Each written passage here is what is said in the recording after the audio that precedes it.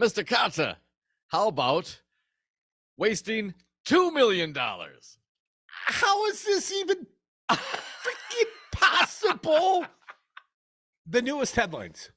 Gableman, the Gableman air quotes investigation, $2 million? Whoo! That's a lot of lunches at the Chinese buffet. What the hell are the taxpayers on the hook for $2 million for?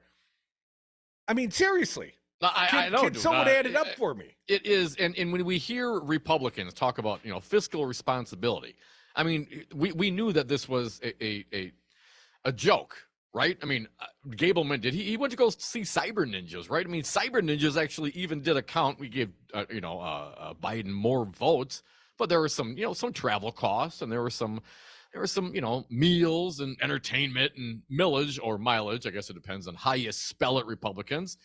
But Republicans and the megas, they claim to be all about fiscal responsibility, and at the end of this joke, Assembly Speaker Robin Vos said Gableman was an embarrassment to the state, and of course I would say he continues to be, but Vos was the guy that hired him, Vos, and we are still, according to Bill Leaders at themadison.com, we are still on the hook. Well, I want to read from his reporting, Dom.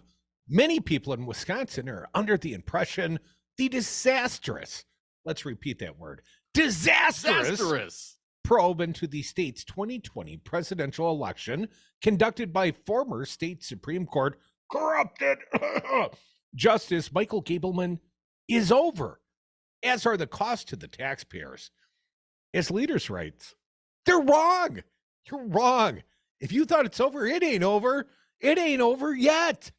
The probe, conducted over 14 months by Gableman at the behest of Assembly Speaker Robin Vos, failed to find any evidence of significant fraud, but it did reveal ample evidence of incompetence on the part of Gableman and his team and the Office of Special Counsel, including multiple spelling errors.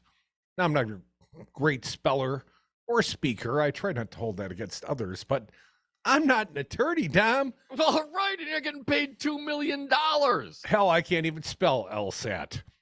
It also led to contempt charges against both Vos and Gableman, and to a judge's referral of Gableman to the office that regulates attorney conduct for his disgraceful behavior during a court proceeding. Yes, let's give that guy money. Vos, whose name the OCS routinely rendered as Vos VOSS, there's only one, fired Gableman last August. Spell my name wrong enough times, I'm going to fire you too. After relations between the two had soured, Dom, to where Gableman endorsed the speaker's GOP primary opponent. We were there that day. Gableman at a Trump rally on behalf of Adam Steen, running against the Republican speaker that was paying his $2 million and counting salary / boondoggle / whatever he's charging up at the Chinese buffet. Well, it's all about finding the fraud, Crudy, stopping the steal. I mean, would you not spend any amount of money to ensure that our elections are fair and transparent? Well, Dom, when they fired the guy, they had only spent $1.1 million, all paid for with taxpayer dollars. State Senator Melissa Agard from Madison said, I'm glad that Speaker Vos had stopped the bleeding for these tax dollars going to a sham investigation. In fact, the bleeding never stopped. The amount paid by taxpayers now stands at more than $2 million, including nearly $1.5 million in legal fees, according to a report by the wispolitics.com. It could yet rise by hundreds of thousands more. That is in part because Vos and attorneys over at the OCS are continuing to drag out litigation over the 4 records-related lawsuits brought by American Oversight, a liberal watchdog group. In one case involving contractor records controlled by Vos, awaits resolution on various issues, including whether American Oversight can recover its in-house counsel fees. Vos is arguing against logic and history that attorneys who work for a group bringing a fight cannot cannot recover their fees, Dom. Well, Voss has his own way of doing things. I'll jump in here, Curdy. There's more. A second case involving records in Voss's own files is being briefed in the circuit court on attorney's fees. Voss contending the fees are too high, though they are well within the norm. A third case in which a judge ruled in American Oversight's favor and awarded it almost $200,000 in attorney's fees is being appealed over every aspect, including attorney's fees and a contempt finding against the OSC. The group's attorney, Jim Bopp, keep hearing this guy's name, received permission from the court to file a 35,000-word brief, more than 3 times the usual limit. In this case, according to WisPolitics.com, Assembly Republicans have already spent more fighting a judge's order that they cover legal fees for American Oversight than the $200,000 taxpayers are currently on the hook to pay. Were we paying James Bopp by the word? 35,000 words, Dom? I mean, why not? Now, Jim Bopp, James, the esteemed attorney, also counsel that kept Marjorie Taylor Greene on the ballot, right? And Bopp is also the one that said of his own client, this effort, this statement by the corrupted former Supreme Court Justice Gableman, I believe, about, strongly considering overturning the election from 2 years ago, the already certified election. Yeah. Well, even Bopp, his own attorney, said that wasn't feasible. Well, that didn't take 35,000 words. A fourth case about the preservation of OSC records remains pending. In all of these legal challenges, taxpayers are footing the bill for outside counsel. If American Oversight prevails, which is likely, taxpayers will have to cover the group's legal costs. All of this could have been avoided if Speaker Voss and OSC had simply followed the law by preserving and providing records of their investigation, says Heather Sawyer, executive director at American Oversight. Not going to do it. As Bill Leaders concludes, enough already. It's time for Voss and the legislature to truly turn off the spigot of tax dollars flowing into this ill-begotten cause. Or as he starts out the article, disastrous. An ill-begotten, disastrous cause. And the meter's still running. By what? By the mega Republican Voss, after taking a flight to go see former President Trump in this whole effort to what? Continue the big push. It was just another angle to push, and Voss went for it. Sure, why not? $2 million? Wow, we got plenty of money here in the state of Wisconsin. Don't worry about it. Ain't my money. It is technically our money, you and me and the listeners, the taxpayers. It's our freaking money. Yes, it is, but it ain't his. And the most grotesque part, I think, from the entirety, is the fact that, of course, Robin Voss is smart enough to know there was no real fraud. He knew that this was a sham investigation in the first place. Sure. When he went down to Alabama, the pressure campaign from the former president was really about convincing Voss to, quote unquote, do the right thing. And they're still pressuring Voss. And they primaried Voss. And hell, they almost took Voss out during the primary, didn't they, Dom? But it was close. I think the most grotesque thing is Voss always knew better. I mean, your buddy Rantham and the Janelle Branchins of the world, I think there's some Kool-Aid drinking, some true believers out there. Yeah. Oh, I think there are. Shea Sortwell's probably in that column. These are all second string backbench Wisconsin Republicans that somehow took over the asylum. Somehow, pushed the Speaker of the Assembly aside. Hell, they charged his office down. And Janelle Branchin is running for state senate right now in a special election. She could be your senator real soon. Represent me, so totally unacceptable. Jody Habush Sinekin, the sane one in that race. That would be my thought as well. But, Knodel, Branchin.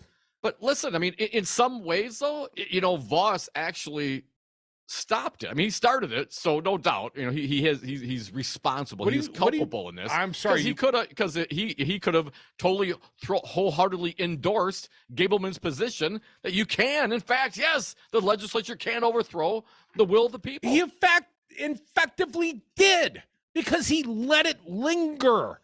He let it metastasize, this cancer, this stop the steal, when it was beneficial to the base to engage the base with the big lie. You know what the big lie is? It's financially engaging. It creates ratings for right-wing talk media culture and righty-whitey talk radio. So they're making money, they're making ratings, they're ginning up the base, and they're getting people to show up, Don. And they're doing so by spending $2 million plus taxpayer dollars. That's to affect this. A drop in the bucket compared to what they would spend of taxpayer dollars to just fight telling the truth, exposing the records.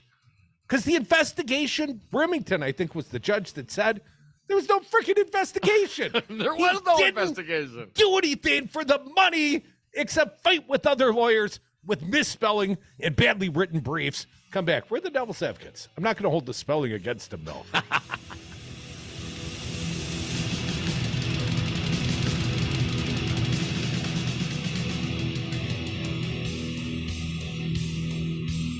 It's funny how a big lie can make us all kids again. When it comes to making plans, you are the best. What about those round trips, which are perfect on your way there and perfect on your way back? Or those meetings with friends, surprise parties, camps, birthdays. The same way you plan for the important moments, start planning to protect you and your loved ones from a natural disaster. Sign up for local weather and emergency alerts. Prepare an emergency kit and make a family communications plan. Get started at ready.gov/plan. Brought to you by FEMA and the Ad Council. The Devil's Advocates, the fix for political junkies everywhere. You could nominate your D-Bag of the Year. Got a nominee for us? There was so many of them as we can go. I had to go with the ranked choice system. Okay? I like the way you think, Rico. What else you got? Rojo. Listener poll. I think this nominee for D-Bag of the Year pretty much sums it up. Find Civic Media on Facebook, Twitter, and Instagram, and also on our website. Go to civicmedia.us. What grows in the forest? Our imagination and our family bonds. The forest is closer than you think. Find a forest near you at discovertheforest.org. Brought to you by the United States Forest Service and the Ad Council. Weather brought to you by Madison's first Shop Local bus tour presented by Madison Top Company. The fun begins Sunday, February 12th with Galentine powered by Wibbick. Grab your tickets today at DaneByLocal.com and experience local by bus. Here's your Devil Radio forecast. Mainly clear tonight with a low of 13. Winds out of the southwest, 8 to 15 miles an hour. Highs level off around 22. Tomorrow, sunshine mixed with clouds at times. Lows level off around 5 below. Tomorrow night, clear skies. Overcast skies Friday with a high of 6 above. 34 Saturday. For Civic Media, I'm meteorologist Derek Height. Currently, it's 23 degrees. Heard it from a friend who heard it from a friend who heard it from another. You've been messing around. When they go low, we get high. The Devil's Advocates. Welcome back to the Devil's Advocates radio show. Dom, I just like to steal your time. Heard it from a friend who heard it from a friend who. I heard you weren't hearing the music, so I will sing it to you. Yes, thank you. Thank you for that. Thank you for that. You want to do a little duet? No, I do not. I like to keep the audience that we have. Tom, we've got fine guests coming. I don't even think we've mentioned we got fine guests. I mean, it's got it. I mean, the headline, this Gableman investigation, quote unquote, investigation over 2 million and counting. It kind of took over, man. I couldn't believe it when I saw it. We've got Joe Zepecki, a fine dim strategist, friend of ours. Coach Joe. He's got lots of titles. Vegas Joe. Depends on the mood we're in mostly. But Joe Zepecki, a friend of ours, joining us real soon. You can join us right now, 844-967-2789. Later in the big show, in the Happier Happy Hour, Dom, you'll all be happy to know we've got fine former U.S. Attorney James Santelle, host of his own fine show, Morning Cannolis, Saturdays 9 to 11, right here on the Civic Media Network. But more importantly, in the Happier Happy Hour, right here on the Devil's Advocates, with us, Dom and Crute. And if Lots to talk about. If you're new to this show, Well, we love the guest. We do love you most, you being the audience, and we love, talking to you, busting your balls, doing what we do here. It's sort of an open format town hall each and every day. I'm going to say the phone number one more time for you, and then we're going to crack some more heads around here. 844-967-2789. Dom, little made for radio event? Question mark. A little Supreme Court candidate forum. Supreme Court candidate Dan Kelly. Now, you've heard a couple of his ads around here, Dom. Super PAC ads, at least in support of the man.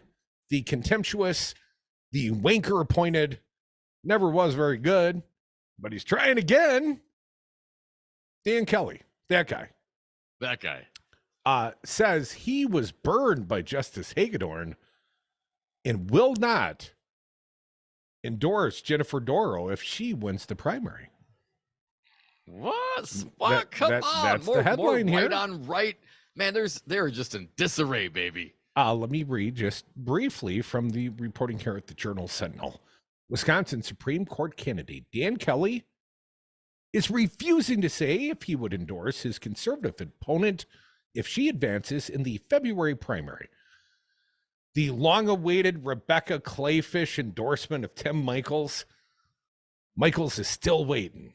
Right? Kind of like waiting for a Trump concession speech. It's never going to come. Never going to happen. But here's the thing. That says a lot about what is going on in that party. I know we joke about it, say it's in disarray, but when you have your two top candidates in the primary beating each other up and then not endorsing, not talking to each other after the fact, come on. I mean, that is there's a little bit of angst in the locker room, I guess. Well, Waukesha County Judge Jennifer Doro in turn said she would endorse Kelly if he advances to face a liberal candidate in April, but accused two of his surrogates of attacking her in recent weeks. The comments came Tuesday at a forum for the conservative Supreme Court candidates hosted by the Republican women in Greater Milwaukee and Greendale, moderated by Whitey Righty talk radio host Dan O'Donnell. Doro and Kelly are running against two liberals, Dane County Judge Everett Mitchell and Milwaukee County Judge Janet Protasewicz, for a seat being vacated by conservative Justice Patience Rogansack. The outcome, Dom, could change the ideological makeup of the court, could change the soul of the state of Wisconsin. It's now a 4-3 conservative majority. I'd like to see that change, buddy. Crudy, for most of the evening, Doro and Kelly put their energy into attacking Protasewicz, who has raised the most money and released the first television ads in the race. And when we say the most money, the AP is reporting she's raised more than her other three opponents combined. Both called Protasewicz dangerous for Wisconsin and criticized her for being open about her pro-choice beliefs. Let's jump down. But Tuesday was also the first time the two conservatives showed any public sign of disloyalty to each other. Kelly said he was burned by his endorsement of Justice Brian Hagedorn, who was elected to the Supreme Court in April of 2019 as a conservative, but has sided with the liberal minority on some key cases, including upholding Biden's win in Wisconsin and rejecting Trump's lawsuit. Hagedorn did side with conservatives to block Evers' push to shut down the 2020 elections because of the coronavirus and to uphold many of the legislators' lame duck laws. Apparently, that's not enough for Dan Kelly. Still, Kelly said he can't endorse Doro because Hagedorn has not followed through on his promise to be a judicial conservative. The quote from Kelly. I Do had it to in apologize. your most pompous voice, please, so it resembles his. I had to apologize to countless, hundreds of people, and I won't be put in that position again. This is not politics. This is about the court. I will promote judicial conservatism in any way I can. I don't want to go to the people again and say I endorse a candidate when you don't know what that candidate will do. So what's the flip side of that equation, Dom? Is he going to go endorse Mitchell or Protasewicz? Right.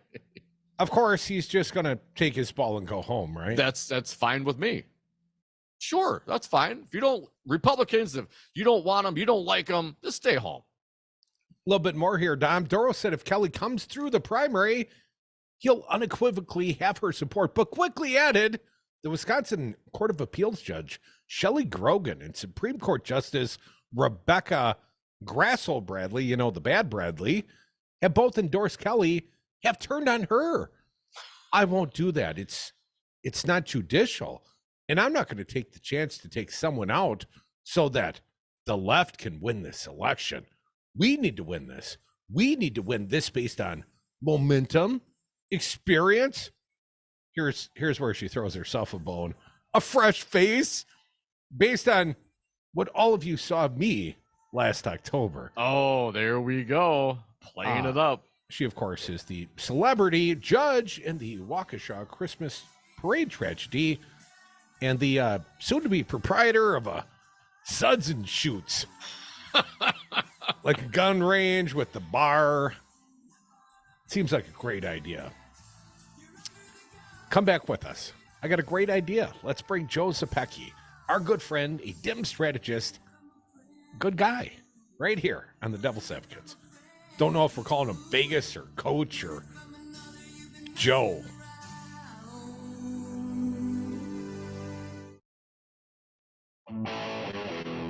WTTN 1580 AM News Talk Radio, built for the 99%, is rural Wisconsin's home for Devil Radio. ABC News, I'm Morgan Norwood. The FBI now searching another of President Biden's home in Delaware. This one in Rehoboth Beach as part of the investigation into Hey, Joe. classified material. Hey, guys. How you doing? Living the dream, per usual. Being lived, it's true. A 0.25% hike is expected. You calling me loud, Crudy? He's calling you loud.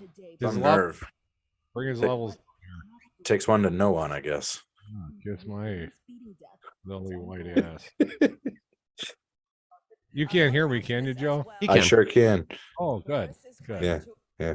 Love you, Joe. I meant to say I love you, Joe. Okay, we got 3 minutes. So we're growing, Joe. We're in the Fox Valley, WGBW, Green Bay. I love it. I love it. I think the next one, I think they're working hard today to put Hayward on the map. Got to put that station back on the air. God, I need it for the Birkebeiner. It's coming up February 24th, dude. Right after the primary. Going up to the Berkey. So if I can't get it up by then, I might as well not put it up till next year, man, because there's only one event in town that year, the Birkebeiner. You miss that son of a gun, you might as well, shit, let's try again next year launching.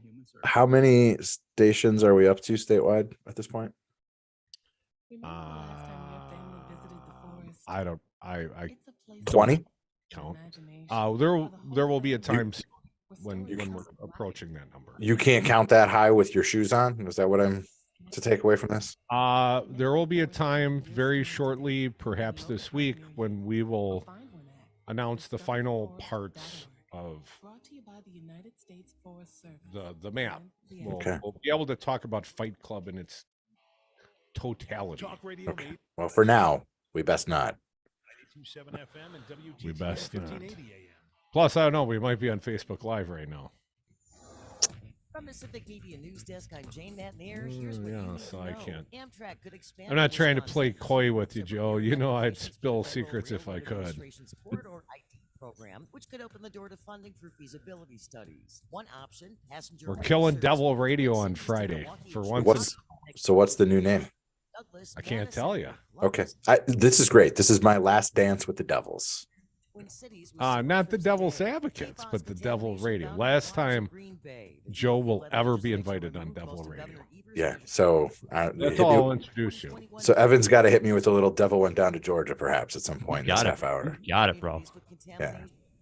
Hey, can you feed Dom some sound too, so he can? He has sound. He just couldn't talk. No, hold on. Maybe he's the dumbass. I'm Jane Matnier. You the dumbass? User error. I just didn't have you up, Don. Hey everybody, how we doing? I'm Charlie Barron's inviting Okay, you to 45 join me seconds. Saturday, Did you hear September Charlie Barron's is on Sundays board at now? noon. It's a horse apiece, whatever you decide. Tomorrow I got one is bigger to announce. Get out of here. You got nobody bigger than me, and don't you forget it. I was on this program when y'all were nobodies, when you had nobody. I was your 5-star recruit. Yes, you replaced Brett Halsey. Halsey was our first caller, dude. Who? I went that whole campaign without ever saying his name to a reporter. I just want you to know. That's good discipline. We told the story recently of taking him off the reservation and hotboxing him at the Conservative Justice DPW Dan there. Kelly. Dan Kelly is a constitutional conservative who will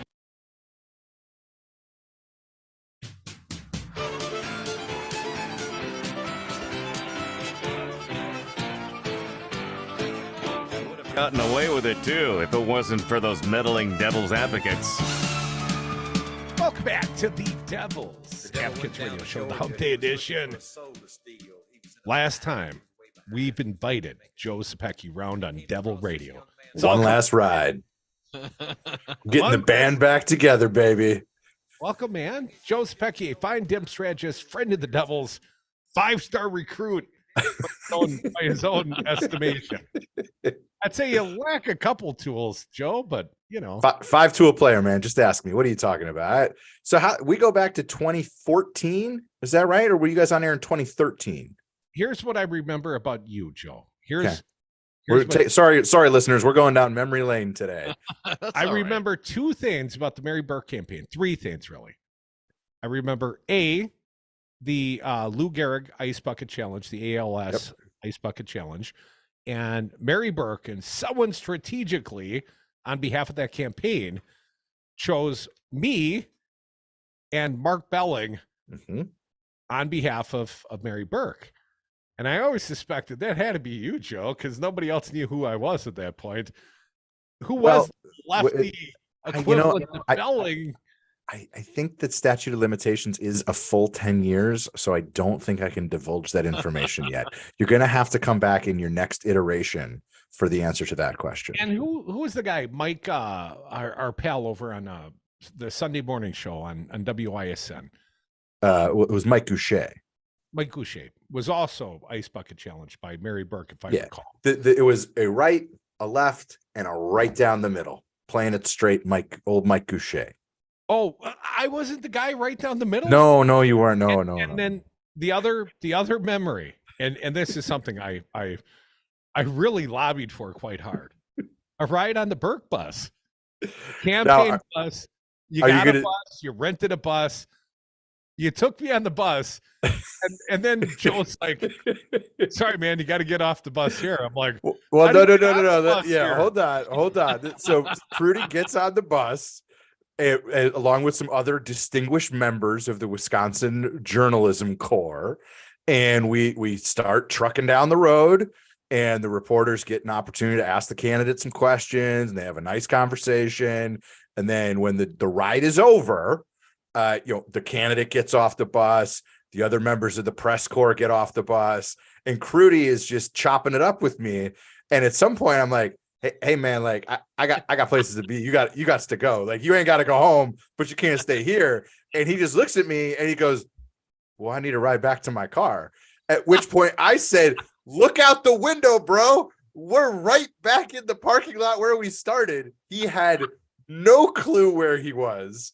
I was engrossed in the interview with the compelling Mary Burke. He was like, wait, you're just gonna strand me out here in the wilds? Like, no, man, I didn't get to Highway 29 and kick you out. You were probably 30 steps from your car at that point. It felt like more. And I gotta say, sadly, the last thing I remember about, one more. When Elizabeth Warren came to town, she is a hell of a sidekick on the stump. Yeah. Elizabeth Warren, that was my first opportunity to see this senator up close and personal. I think UW Milwaukee. Mm-hmm. I mean, she freaking hopped up on a desk like those guys in the videos, jumping high. Yeah. I swear she's got like a 40-inch vertical. And then she stuck out her hand like Mary Burke's supposed to levitate up on the desk. She kind of tugged Mary up on the desk. Box jump with me. I remember that, and I remember the evening at the Overture Center. Unfortunately, the night of the returns coming in, and Dom and I, we had made some friends across the street at Paul's Bar. Tony Capella and our boys from Five Nights we met that night. But Mary gave the best speech of the entire campaign. I felt like in concession, sadly. I felt like that was the Mary Burke. That person had the You know, it's so hard in these campaigns, Joe. I have no idea. I can't tell you I know what that's like because I don't. Yeah. But I can tell you that Mary Burke should have been our governor, the woman that gave that speech that night. She was humble. She was very chief executive. I did vote for her, but you know what I mean? I would have voted for her 3-4 times. And I will just remind you that it can also be said that the best speech of the Al Gore campaign was in concession after the Supreme Court ruled. The best moment of the John Kerry campaign was after he lost to W in 2004. There's something about the stakes, like it being over, that changes the way I think we as viewers perceive political communication. Because as soon as we know they're not asking for my vote anymore, I think we all tend to hear it a little bit differently. So I appreciate that you enjoyed that speech. We were certainly proud of that speech, but we were also really proud of like her convention speech in 2014. But I also think, political oratory has both a receiver and a deliverer, and that's my Well, don't you weird. also think, and that's a great point, Joe. Certainly, but as the person giving the speech, whoever the losing candidate, a weight has been lifted in some regard, right? You're no longer on the campaign trail. The unknowns are now known, and I think that also kind of changes some people's perspective as they're speaking. Totally. Joe, Hi, Dom. Hey, Joe. Joe, I didn't mean to take you down memory lane, but I didn't know it was my last time on Devil Radio. It is your last time on Devil Radio ever, unless you're talking about our Twitter handle, the Devil's Advocates. It's at Devil Radio, so you can continue to be at Devil Radio. It just means something different. Well, you couldn't pay Elon Musk $8 for a check mark and a different Twitter handle? We never got blue checked under the last under the previous regime. I don't even tweet, so that's all on Dom, kind of. But Joe, let me ask you something. You were obviously there, and perhaps the low moment of the Mary Burke campaign, from an outsider's perspective, was the accusations of plagiarism that weren't fully flushed out in the press. All they really said is, Mary Burke, what do you think about plagiarism? Your campaign's been accused of plagiarism. And it was somebody on the campaign, you'd probably know the story better than I, accused of plagiarizing his own work from prior campaign work. And Mary was asked the question, and it didn't come off well. And it seemingly was a momentum changer in the race. And Joe, you and I were friends, at least media acquaintances at that time. And, I owed you one. And you called me in September and you said, Crudy, I'd really like to get Mary Burke on the show today. And it was the first time you'd ever made a call like that, to me at least. Mm-hmm. And I said, I'd love to, Joe, but it's my wife's, let's say, 22nd birthday. And we're out of state and we can't do it today. We don't have a show to offer you, Joe. Yeah. We've worked awfully hard to change the complexity of the media environment. Do you think that changes things from a candidate's point of view? I mean, it would be a different creature. If Don McCroot were gone, we'd have several other shows to offer. Yeah. We'd have a statewide network. It could be a round robin campaign. It could be Mary in the morning, Mary at midnight, Mary in the afternoon. And I'm sure there will come a time when Civic Media gets that phone call. Maybe not from you, but maybe a friend of all of ours. Yeah, I think maybe they've put me out to pasture. I don't think anybody's asking me to work on their gubernatorial campaign anytime soon. You're out there grazing now, Joe. But so here's the point. How important is the availability of a response platform? We were talking about the Supreme Court being moderated, a Supreme Court race today being moderated by a righty-whitey talk radio host. Yeah, it's a game changer. And I would encourage every candidate for every office to avail themselves of this incredible platform that you guys have built and are still building and working to expand into every corner of the state, to know that you have the ability to get your message into the ears and in front of the eyes of the voters is really, really important. There are other mediums that are doing this kind of work, like upnorthnews.com, upnorthnewswi.com, which is a website that has content that takes content from, progressive voices who you may not necessarily hear from the traditional mainstream or lamestream media. So whether it's digital publications, whether it is radio, whether it is podcasts, having an opportunity, a place to go to get your message out, both in a rapid response environment or just, news of the week, is fantastic. And I tip my cap if it wouldn't knock my earphones off at this point. Joe Zepecki, our good friend, a fine dim strategist and friend of ours, the spring elective cycles, these Supreme Court races, I've always thought that, Republicans have this tremendous advantage. They got 81 right-wing talk radio stations, and the Dems do a great job in presidential years, and they do a okay job in the midterm years, and they haven't always done very well in the non-presidential years. And the two examples I can think of are Hagedorn and Prosser. So, Joe,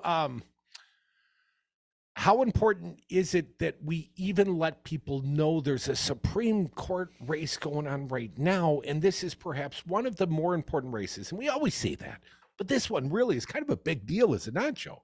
It absolutely is. And I talk to national reporters, national, columnists and folks who are trying to get an understanding of the landscape here in Wisconsin with some regularity by virtue of the work I've done and the work I do. And the way that I describe the landscape these days is very different than how I did it 5 years ago. I think 5-6 years ago, we all sort of went into these spring statewide elections feeling like Republicans, conservatives started with a little bit of an advantage. I think we have really changed that. That has changed for a couple of reasons. Number one is, the change in voter alignment based on college degree. There are more college educated folks who are identifying themselves with the Democratic Party.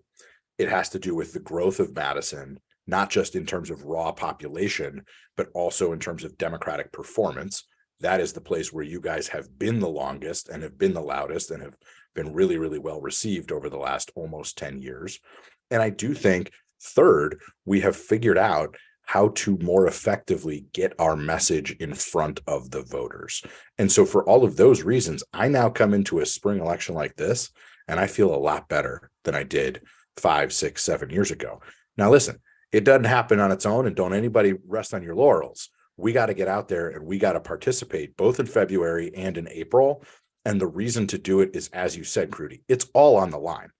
Every election is important, but when you think about what we all would have walked across hot coals in protest of and for last time, reproductive freedom for women, right? The creeping threat of authoritarianism, of neo-fascism, where people are trying to say your vote doesn't matter.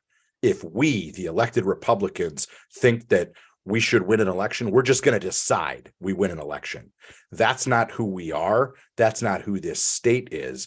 And the control of the state's highest court is going to impact those issues about democracy, about women's reproductive freedom, and so many more for years to come. It is not an exaggeration to say, listen, I'm not going to sit here and tell you it's the most important election of our lifetimes, but I'm going to tell you it is the most important spring election in the last 15 years, no question. Joe, you kind of mentioned it, but I give you the fourth one and articulate it specifically. The megas, the Republicans, the Charlottes, the white nationalists, the anti-choice people, and Donald Trump has laid all that bare. He's given them all permission. That's all happened in the last 5 or 6 years. So I think there's also a visceral reaction, not only to the mega mindset, but certainly the practical part of what that means, and that is overturning Roe v. Wade. There are practical implications to all of that, and I think the majority of people, 50% plus one, certainly are not down with fascism. Joe, we got about 45 seconds left in this segment. What do you think?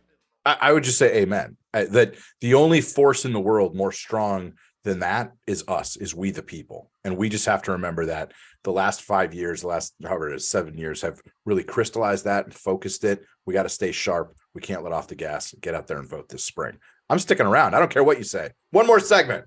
Joe Zepecki's last appearance ever on Devil Radio. We'll extend it by one segment, but one segment only. We got James Santelle coming soon. For the Lord can beat anybody. For the devil.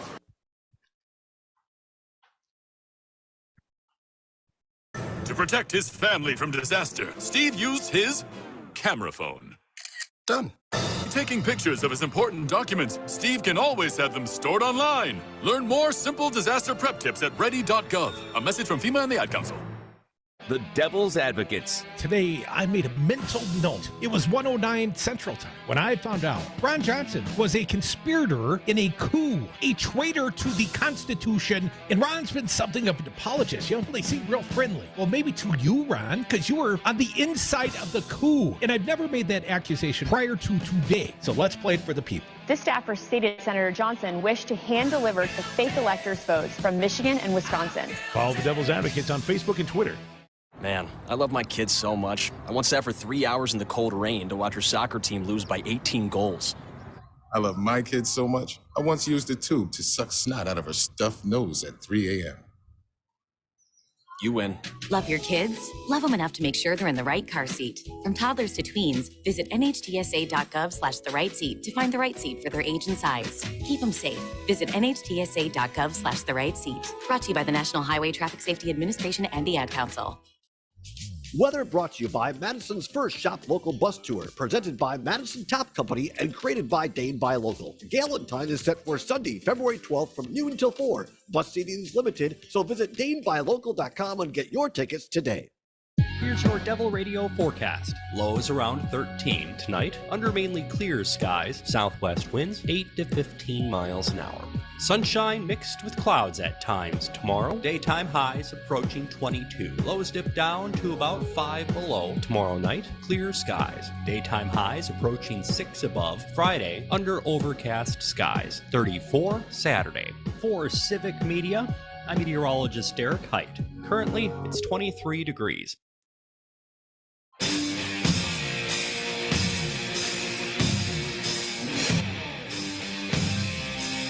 The Devil's Advocates, tackling the issues you're not allowed to talk about at the dinner table. And we are back. Thank you for listening to the Devil's Advocates radio show. Make sure you follow us on the socials at Devil Radio on Twitter and on Facebook at the Devil's Advocates Radio. Did we mention Joe Zepecki sticking around? One more time. Last appearance ever on the Devil Radio, fella. Better make it a good one. No pressure. Pressure's not on us. We're always good. We do this every day. We're pros. You're the touch and go kind of guy. All right, well, throw it out. The grab bag. What do you got? Lay it on me. Hit me. Well, let's talk about the Supreme Court race. Dom's been talking about a Republican Party in disarray. The conservatives are eating their own. Joe, I say, have at, boys and girls. Yeah, listen. After last fall, what I said was the Republican Party remains divided and the Democratic Party is united. We saw that. I think the clearest display of that was right around that August primary, where Republicans were at each other over the Michaels v. Clayfish primary. Democrats were uniting behind Mandela Barnes. Here we are, fast forward from August of last year to February of this year. They still haven't figured it out. You got, Kelly saying he's not going to endorse Doro. Doro saying she will endorse Kelly, but boy, are his supporters being mean to her. It's a Republican Party that is sort of now seeing the cost of Donald Trump. That's what I would ascribe it to. We talked a little bit before the break. There's one of the, I think, right-wing trolls titled, everything Trump touches dies. It was only a matter of time before Trump's rot festered down all the way to state political parties that had been historically strong. The Republican Party of Wisconsin historically had its act together when you look at the last 15, 20 years. That you can't say that anymore. They're a mess because they have sort of abdicated their principles in name, to worship at the altar of the almighty Orange God King. And if that's the case, Joe, they didn't have the principles to begin with. It was all a charade.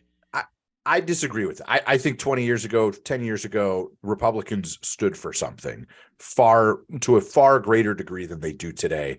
They've made different choices. And I'm not even suggesting they don't have principles or values. I'm just saying they decided to make choices, right, that minimized those values and diminished them. Much like Devil Radio, the Republican Party is dead. I don't know, man. I think Donald Trump couldn't pull this out of him if it wasn't already there to start with, Joe. You know what I mean? If Donald, I didn't get pulled into the stop the steal thing, man. You know what I mean? I think they are culpable for this, man. As much as Donald Trump is, they willingly went along with this. And you can, if you set your principles aside to worship at the altar of the orange god, then those aren't really principles, man. That's the point of a principle. You keep it even when times are tough, even when the political winds are against you. That is a principle. If everything else is malleable, it's not a principle. I understand what you're saying. What I'm trying to impart to you and our dear listeners is that the most important, the most powerful force in the world is the human mind. It can convince itself of basically anything. It can justify anything. And the stories we tell ourselves are maybe the most powerful of all. And I'm just here to tell you that the same evangelical Christians who were all in for compassionate conservatism under George W. Bush, when Donald Trump strode across the stage, they still believed in the things that led them to support compassionate conservatism. They just decided a choice I'm willing to make for the outcomes I think are most likely under this president is to set some of that aside. And that was the first step. And that was easier than, and then once you're on that path, it gets harder and harder to extricate yourself. And you have to sort of continually justify why you were on this path to begin with.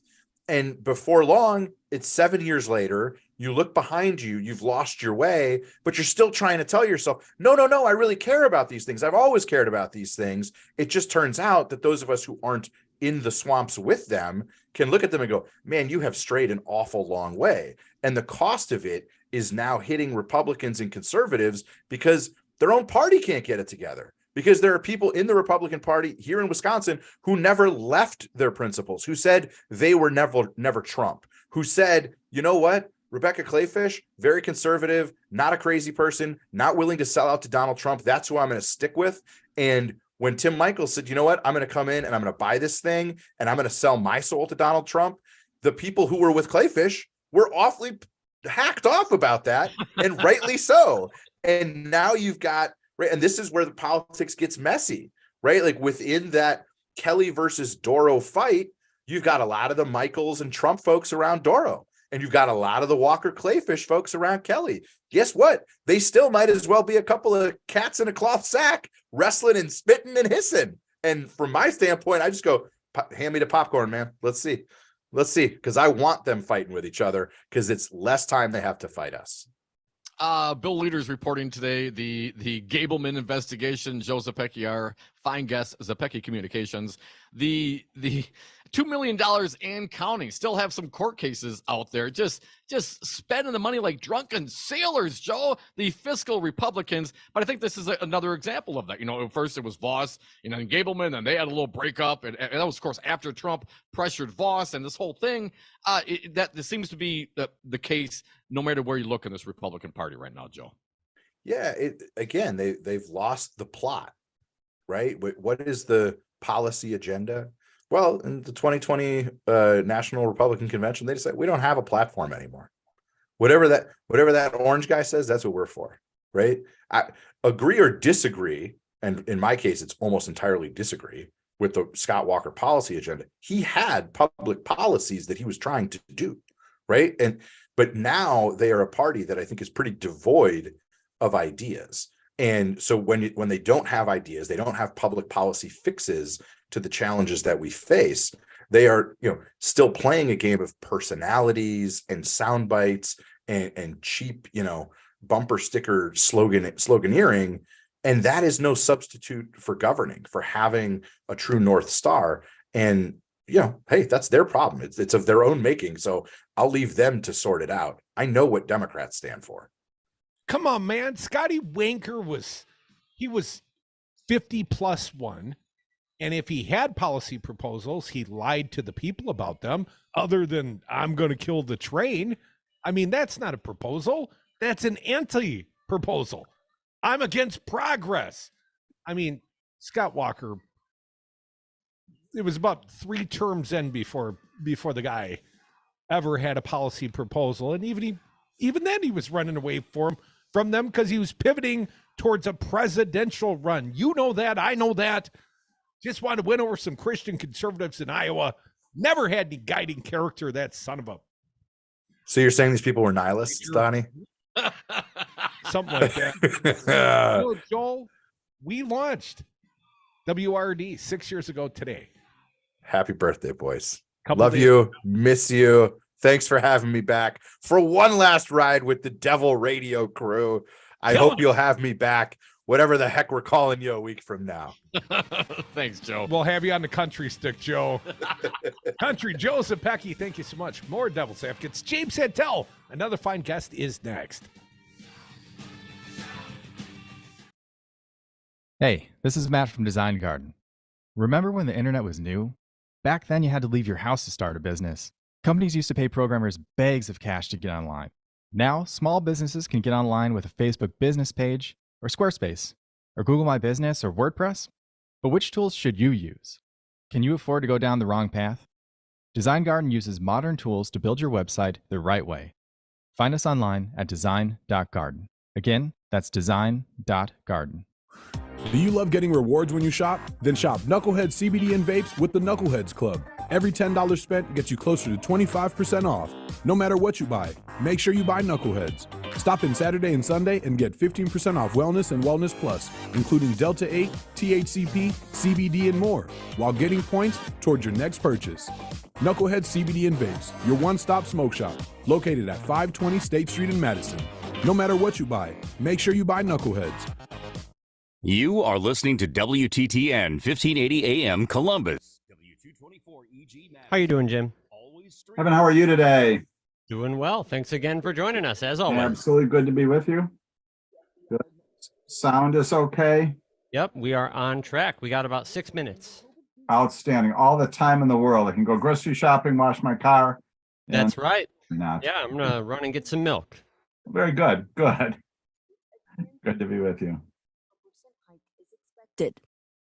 The funeral for Tyree Nichols in Memphis is today pushed to this afternoon due to bad weather and travel delays. Still, the investigation into his police beating death is ongoing. Many activists, including Reverend Al Sharpton, other activists as well, and Vice President Kamala Harris is planning to attend, as well as the families of George Floyd and Breonna Taylor, who were killed by police. Their families are expected to attend the funeral, which has just been pushed back to 2 o'clock Eastern time, 1 o'clock local, because of the weather here in Memphis. ABC's Stephanie Ramos.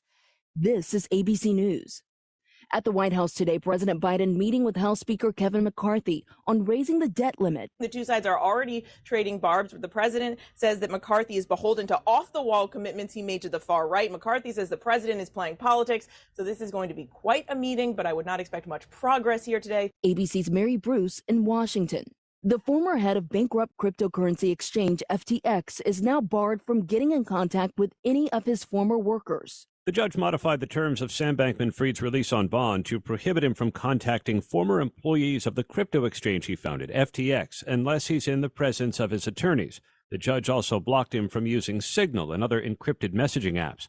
Federal prosecutors had said these limitations were necessary because Bankman-Fried had reached out to, among others, the general counsel of FTX. The defense characterized the outreach as innocuous, but to prosecutors it seemed designed to influence potential witness testimony in his criminal case. Aaron Katursky, ABC News, New York. Morgan Norwood, ABC News.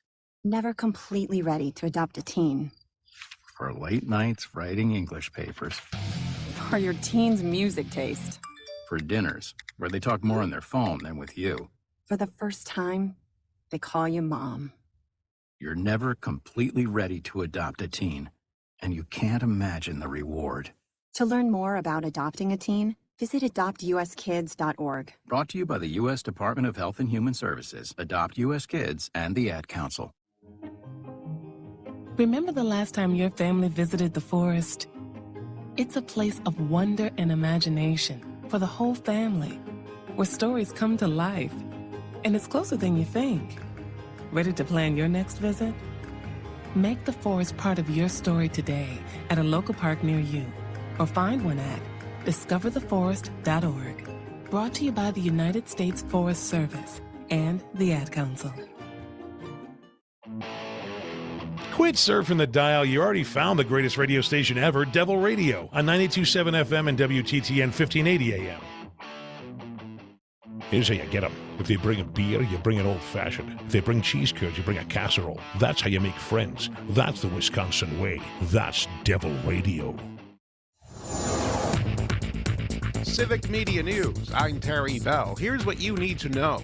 Fighting PFAS pollution might be harder than first thought. Christy Remicall is an environmental engineer at the University of Wisconsin in Madison.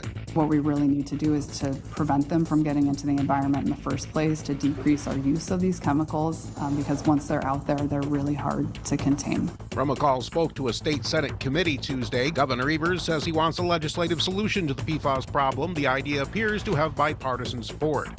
Two groups are suing to keep two statewide referendums off April ballots. They claim the legislature missed the spring ballot deadline. The Wisconsin Elections Commission says they made it on time. The questions would put bail reform and unemployment eligibility before Wisconsin voters. In sports, the Bucks beat Charlotte last night 124-115. Marquette hosts Villanova tonight. I'm Terry Bell. This is Civic Media News.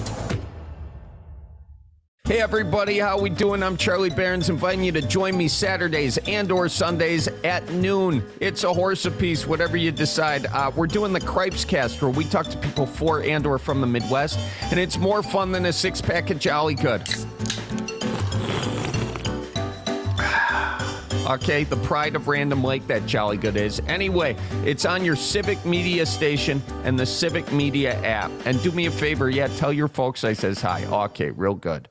Madison liberals want to take over the Wisconsin Supreme Court to impose their radical agenda on us. Now more than ever, we need a proven conservative on the Supreme Court with a record of results. Wisconsin needs conservative Justice Dan Kelly. Dan Kelly is a constitutional conservative who will always protect our rights and freedoms. That's why he cast the deciding vote to end the COVID lockdowns of our schools and businesses. Sheriffs across Wisconsin have endorsed Dan Kelly because he has a record of enforcing the rule of law. One vote is the difference between a conservative or liberal majority on Wisconsin's Supreme Court. That's why Dan Kelly needs your vote. On February 21st, stop a liberal takeover of the court. Vote for law and order. Vote conservative Dan Kelly for Wisconsin Supreme Court.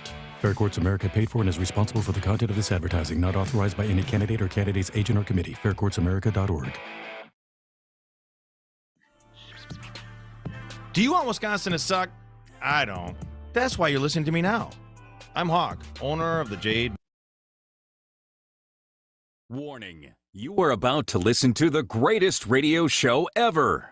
And due to contractual obligations and to shield our airwaves and corporate licensees from any semblance of liability, responsibility, and gullibility, we must tell you the views represented on this show are not necessarily those of this station or its management. This radio show contains differing points of view on current political topics, and due to the nature of its contents, it should be heard by everyone. Thank you for listening. 3, 2, 1. Now live from the Devil Radio Studios in Madison, Wisconsin, where the political party is just beginning. Welcome to the Devil's Advocate Show. Friends proving it's never personal, only politics. Please allow me to introduce myself. Here is your host, Mike Crute. Welcome to the Devil's Advocates Radio Show, the Hump Day Happy Hour. Dominic, I'm happy to welcome back our fine guest. He is James Santelle, former U.S. attorney. He is the host of Morning Cannolis. Jim, welcome back. Morning Cannolis, 9 to 11 a.m. Saturday mornings. I got to turn my headphones up. I can't hear myself, Jim. Hope I can hear you, though. Hey, Jim. Right. Looking forward to hearing both of you and maybe your listeners too. Glad to be with you once again this afternoon. Well, Jim, normally I start, so I'm going to go first. What do you think? And it's an open-ended question today, Counselor. What do you think the most likely case to land indictments on the former president might be? Talking about Donald Trump. Right. Which one lands first, Jim? I'm sorry? Which one hits the desk first? Which one? Right. I think that Fannie Willis, when she said last week things are imminent and she talked about future defendants, I think this is going to come soon. It may not be this week, but you don't use the word imminent if you're pondering this for another 2 or 3 months or so. I think that one is probably at the top of the list.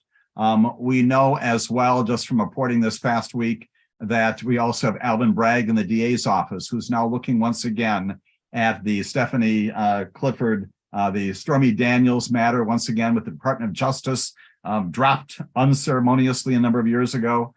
That may have some legs to it, but that's not going to happen for a while. We also know, of course, that Letitia James continues to investigate, but that's a civil case. And although she's seeking a lot of money there, $250 million, and preventing the Trumps from being part of any future corporate leadership, I think that the one that probably is at the top of the list right now is coming out of Georgia. And again, it may well be that something will drop from the Department of Justice, but all the tea leaves suggest to me that one is still very much in process. Jack Smith, the special counsel doing both Mar-a-Lago and January 6th, has a lot on his plate. Has got to make some very difficult prosecution decisions here about what to charge, what not to charge, and in what sequence. Fannie Willis has a lot to look at, but it's more discreet, can be identified with more particularity. She's got a special grand jury that presumably has now told her there's sufficient evidence to indict. She's got to present this now to the indicting grand jury and return that and make that public soon. So the Fulton County DA, you think, Counselor, more likely at least to get to the finish line quickest. I think it could be the strongest case. I mean, we've talked about the evidence. We've all heard the evidence. 11,780 votes. It seems so clear to me, Jim, the fact that this evidence has been in the public scope, in the public reporting for years, since before January 6th happened. We knew Trump was trying to pressure elections officials in states where he had lost, Jim. And I guess, it's just befuddling to me that we're having these polite conversations, but we're not seeing the action. I'm looking for the action. So calm me down, Jim. Walk me off the ledge.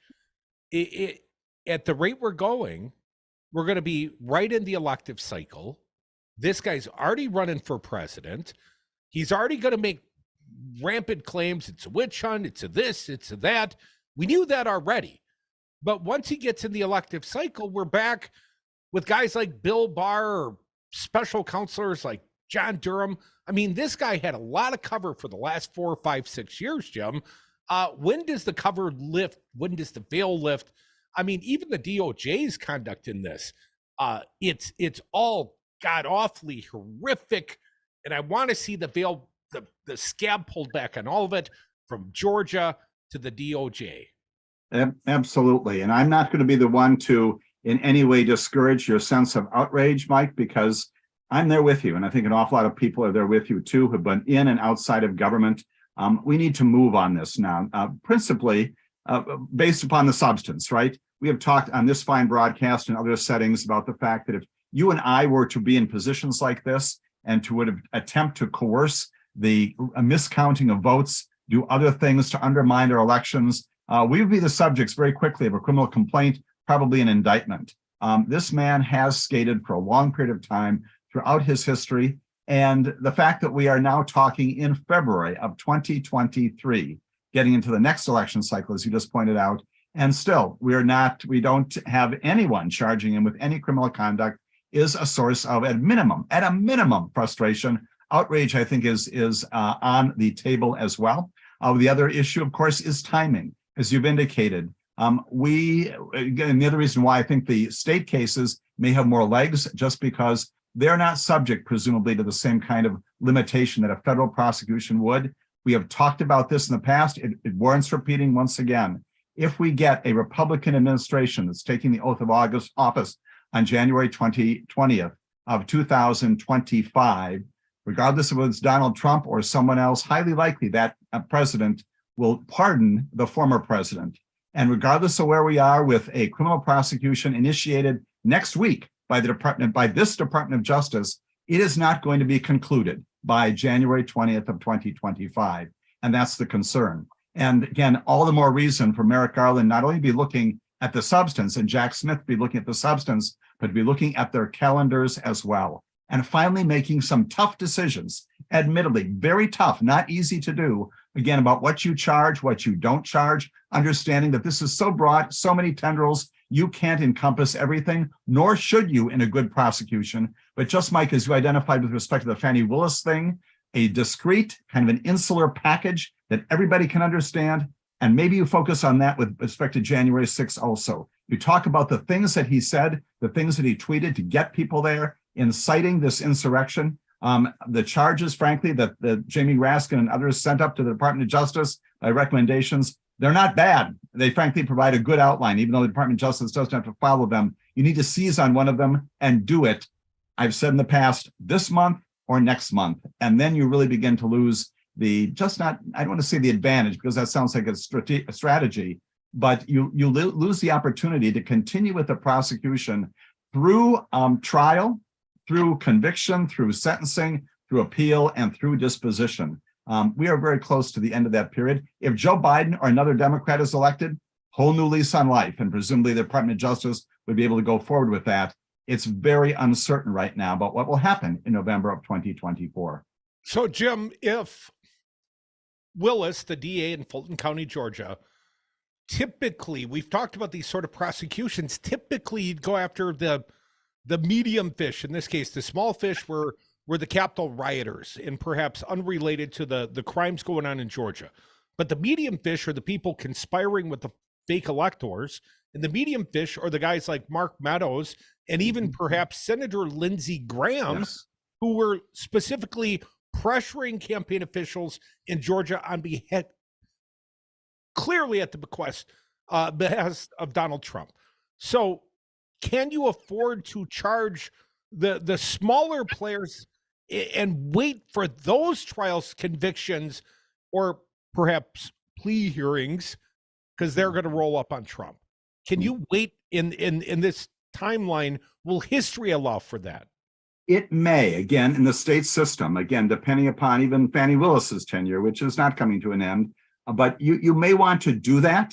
You may want to indict those people. Remember, also Rudy Giuliani went there. To add to the list, your accurate list that you just recounted, Mike, Rudy Giuliani was there appearing in front of legislative committees in Georgia, talking with them about some mysterious evidence that he has of voter fraud. All of that kind of activity. You can charge those mid-level, kind of upper-level people with election fraud under state law there, and see if Rudy Giuliani, who again, no longer a young man, these other folks also, the Mark Meadows of the world, frankly, the John Eastmans of the world, who also had involvement in this, the false electors in Georgia, just as we had them here in Wisconsin, charge those people. And again, as you indicated, explain to them that they have two choices. They can go to trial, which is their right, and that may happen months down the road, or they can talk about a plea agreement that includes testimony about who told them to do what. And that may well lead directly to Donald Trump. I don't think that's a bad strategy. Fani Willis may well do that, or she may identify, again, out of this special grand jury, enough evidence to indict the whole lot in one fell swoop and have a major indictment of the former president, and also no less significant indictments of the others, but those people who supported Donald Trump in his effort to stay in the White House, 11,780 votes. That's the key piece. She plainly expanded her investigation beyond just that tape. And that's probably the reason why we're waiting still on that. But in the end, that may pay off for her and for everyone else in America, as we understand Atlanta and Georgia as sort of the symbol of what happened overall to the United States of America. Folks, you're listening to the Devil's Advocate. James Santelle, former U.S. attorney. A couple more minutes left in this segment, Jim. We'll stick around for the next. Fulton County, right? Alvin Bragg is a Manhattan DA. Tish James, Attorney General of State of New York. DOJ, Jack Smith, investigating both the secret documents crime and the January 6th insurrection. And let's not forget out there, of course, not a criminal act, but the E. Jean Carroll defamation lawsuit. I'm not clear what the exact terms are that she's suing him on, but she claims it's rape. It's after the statute, so there's a new law that she can sue him under. That goes to trial in April, to my understanding, Jim. And while we're talking about these legal issues and looking down the road at the political time windows, we ought to understand the politics of this as well. I mean, Donald Trump, if there's the blue dress, you know what I'm saying? It's not going to be great for Donald Trump. He's gonna look really, really bad at the end of that case. Do you think that any of these prosecutors are getting some backbone? Alvin Bragg, just got these successful lawsuits against the Trump organizations, right? And now he's perhaps going after this one. I know we're going to run out of time. And also the DOJ, seditious conspiracy, the Proud Boys, and all these white nationalists, they're getting, they're very successful in their prosecutions. And when we get back from the break, Jim, I want to get your sense. Do those cases that have now slowly started lining up give prosecutors that much more confidence in bringing charges sooner than later? I'd be very concerned if they're going to play any sort of politics on this, Jim. Who cares if he's running? He's not the president. He's not going to win. I don't think he's running anyway. But, justice has to be met here. Folks, you're listening to the Devil's Advocates. Jim, we'll get your comments on my rant on the other side. We'll be right back. We'll stand my ground, and I won't back down. It's, again, very new and potentially very bad.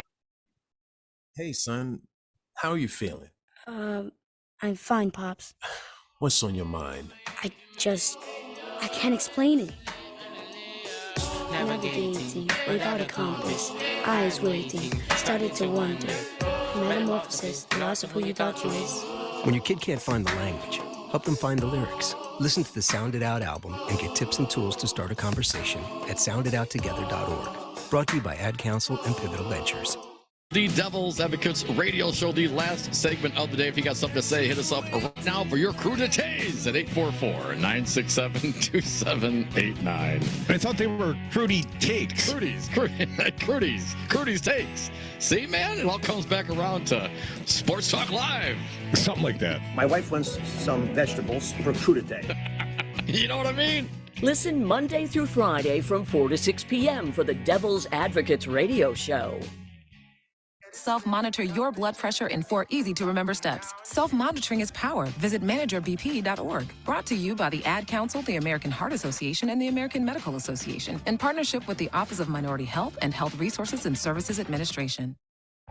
Weather brought to you by Madison's first Shop Local bus tour, presented by Madison Top Company. The fun begins Sunday, February 12th with Galentine, powered by Wibbick. Grab your tickets today at DaneByLocal.com and experience local by bus. Here's your Devil Radio forecast. Lows around 13 tonight, under mainly clear skies, southwest winds 8 to 15 miles an hour. Sunshine mixed with clouds at times tomorrow. Daytime highs approaching 22. Lows dip down to about 5 below. Tomorrow night, clear skies. Daytime highs approaching 6 above. Friday, under overcast skies. 34 Saturday. For Civic Media, I'm meteorologist Derek Height. Currently, it's 22 degrees.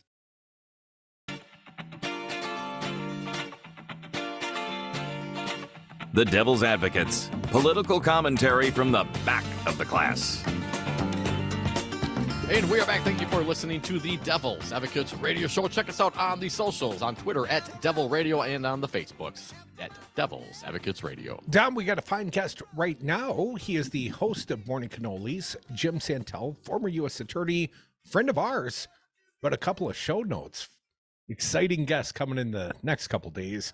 No offense to you, Jim, but you never played on the Green Bay Packers. And tomorrow, we got Earl Ingram bringing his buddy, the Gravedigger, Gilbert Brown. We're going to have a conversation with those two fine gentlemen in the 4 o'clock hour. A big announcement coming up, a partnership between Earl and the Gravedigger.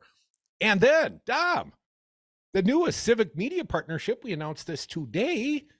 Charlie Barron's, Wisconsin's own. He's dropping the Cripescast across the Civic Media Network each week at noon, the new exclusive radio partners of Charlie Barron's Civic Media. I'm so proud of us. Jim, Well you done, gotta start inviting comedians on your constitutional law show on Sunday morning. Right. It's time to up my game, right? I can't compete with, right? All right, Jim, sorry about the rant before. So where we stand right now with these prosecutors, we have some success. Right. Alvin Bragg, who initially didn't prosecute in Manhattan, is now convened a grand jury to continually investigate the Stormy Daniels payout. But I don't like to even put it that way, Jim. This is a campaign violation as well as tax fraud. I mean, that's what we're talking about. Who cares if he had sex or didn't? But are they getting confident? And the same thing with the seditious conspiracy convictions. Are the prosecutors, are they getting their mojo? Do you feel like it's speeding up? I think your rant is not just that. I think it's chock full of good information, and it's also right on the money. You've got to believe that we do know prosecutors live in the real world. Yes, they look at facts, they look at the law, they figure out whether there's probable cause, whether we can indict, whether we can prove cases beyond a reasonable doubt, but they also look to the dynamics. And I think among that list of very good, very pointed things that you just identified, problems for Donald Trump, civil, criminal, multiple jurisdictions, the ones that I've especially looked to are the two things that you identified with respect to January 6th. Right now, we've got more than 900 people, been a couple of acquittals by judges, but 900 people on the actual ground of January 6th who've been found guilty, some of them going away to jail in double figures, right? Significant prison terms being imposed, not on everybody, but almost 1,000 people now facing those kinds of successful prosecutions. Even more importantly, we've got juries just in the past several weeks, the Proud Boys, the Oath Keepers, 2 sets of trials, Proud Boys underway, and you've got mom and pop America. You've got regular, normal, ordinary Americans listening to the evidence and saying beyond a reasonable doubt, unanimously, that what they saw before them is seditious conspiracy, an attempt to overthrow the government of the United States of America. Those people are going to go away to jail for long periods of time. Again, in the coming months, we'll get those sentences. Do those have an impact upon the Jack Smiths and the attorneys general of the United States of America? You bet they do, because it does, I think, to your very important point, give them a sense that, you know what, normal people outside of the Beltway who are jurors, who are American public listening to all of this have had it. And they're not only anxious to bring these things to conclusion, but they're also anxious to label them what they are, which is as insurrection. It is a violation of our fundamental election laws. And I think they should take great solace in those convictions and these other things that you had described as happening, to give them a sense that, you know what, we're not playing to Fox News. We're not playing to some of these conservative law firms that are advancing these crazy litigation theories. We're playing to America, and America is rejecting it. I think they're finding that more and more. They will get more and more force and more sense of confidence going ahead. I hope from your lips to our Attorney General's ears, that kind of information, that kind of sense transfers.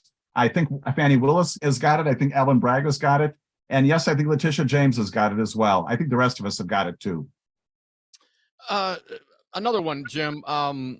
Scott Perry, his phone was taken by the DOJ back in August. Yes. And this is like a back and forth. They still have not accessed the information. A Political reporting 2 days ago that a 3-judge panel has temporarily blocked a lower court ruling granting that access.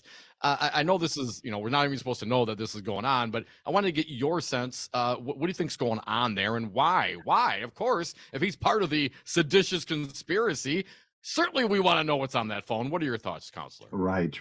And again, this is a battle inside the legal, not just niceties. It's an important issue. It has to do with Fourth Amendment, rights to privacy. And what you have going on, again, we don't have all the insight into it, so you're absolutely right. We have to speculate here a little bit. But they seized the phone. This was not the only phone, as we know. Jeffrey Clark's phone also seized others along the way. The seizure of the phone is one thing. Accessing it is another thing. And as always, as we've talked before, when you're searching something, whether it's a place, a location where there's a presumption of privacy, there has to be a showing of probable cause to believe that there is something about that search will produce crime. And so that's what they're arguing about right now. I think in the end, the judge will probably say, yes, go ahead and go into that phone get what you need. They're doing it right so that they don't just go in and take it and have it suppressed down the road. With this, they'll get the imprimatur of a judge. They can use that at trial if, in fact, the Perrys and other people of the world are eventually prosecuted among these co-conspirators. They're doing it right. Okay, final question, probably for this appearance. What about this Santos character? The DOJ asked, the FEC to back off on the investigations. George Santos, if that is his real name. Jim, is it likely he's soon to be indicted? Right. His biggest issue is not political, candidly. I'm sure his lawyers are telling him, you've got some significant criminal exposure here. It's money. It's misstatements. It's false statements. It's election problems. It is dollars. Following that to the end, that's where his real problem is going to come. That's why I can't imagine that he is long tenured in the United States Congress of the United States of America. Well, the good news is he's built a second life in Brazil. He's got something to look forward to. Jim Santelle, I look forward to Saturday mornings, each and every one. The morning cannolis with our favorite legal counsel, at least federal prosecutor, Jim Santelle. Got to be careful. Lots of legal eagle friends. But you're amongst our very favorite, Jim. Our favorite one from Saturday mornings, 9 to 11. Tune in across the Civic Media Network. Thank you, Jim Santelle. Thanks, gentlemen. We'll see you soon. Take care.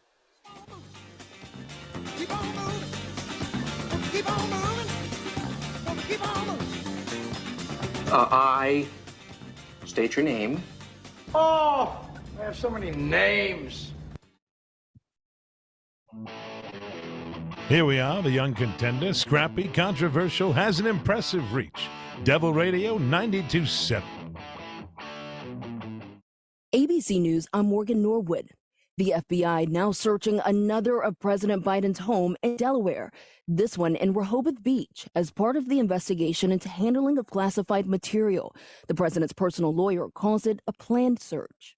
The Fed is set to raise interest rates again today. 0.25% hike is expected. The funeral for Tyree Nichols in Memphis is today pushed to this afternoon due to bad weather and travel delays. Still, the investigation into his police beating death is ongoing. Many activists, including Reverend Al Sharpton, other activists as well, and Vice President Kamala Harris is planning to attend, as well as the families of George Floyd and Breonna Taylor, who were killed by police. Their families are expected to attend the funeral, which has just been pushed back to 2 o'clock Eastern time, 1 o'clock local, because of the weather here in Memphis. ABC's Stephanie Ramos. This is ABC News. Never completely ready to adopt a teen. For late nights writing English papers. For your teen's music taste. For dinners, where they talk more on their phone than with you. For the first time, they call you mom. You're never completely ready to adopt a teen, and you can't imagine the reward. To learn more about adopting a teen, visit adoptuskids.org. Brought to you by the U.S. Department of Health and Human Services, Adopt U.S. Kids, and the Ad Council. Remember the last time your family visited the forest? It's a place of wonder and imagination for the whole family, where stories come to life. And it's closer than you think. Ready to plan your next visit?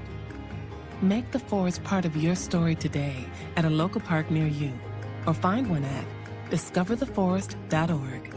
Brought to you by the United States Forest Service and the Ad Council. A progressive voice in rural Wisconsin, WTTN 1580 AM is South Central Wisconsin's home for Devil Radio. This is Pat Kreitlow from Up North News Radio. It's never too late to get off the bench and get active because of a particular cause or candidate. Kate Duffy was one of those folks. She and Nicole Slavin started a group last year for moms who knew they needed to be better informed voters and to help others vote smarter. They don't really follow politics, or they don't understand politics. So we initially started this as a way to kind of bridge that gap and kind of cover stories that were happening politically through a parental lens. The really cool thing about the community that we've built here is that so many of the people have never been involved in politics before. Us included, Kate. How often do we go, never done this before? Okay, let's figure it out. 100% us included, yes. And figure it out, yeah. You can find them on Instagram at Motherhood for Good, and we're going to feature them occasionally on Monday mornings as they help busy parents navigate important issues and make good choices in the voting booth. Catch Up North News Radio weekdays 6 to 8 a.m. Hey everybody, how we doing? I'm Charlie Barons, inviting you to join me Saturdays and or Sundays at noon. It's a horse apiece, whatever you decide. We're doing the Cripes Cast, where we talk to people for and or from the Midwest, and it's more fun than a six-pack of Jolly Good. Okay, the pride of Random Lake, that Jolly Good is. Anyway, it's on your Civic Media station and the Civic Media app. And do me a favor, tell your folks I says hi. Okay, real good. Everyone knows time is money, so don't wait weeks for the IRS to send out your tax refund. Go to Jackson Hewitt instead for up to $3,500 with a no-interest, no-fee tax refund advance loan. With up to $3,500, you could bring home the bacon and bring it home today. Money now instead of...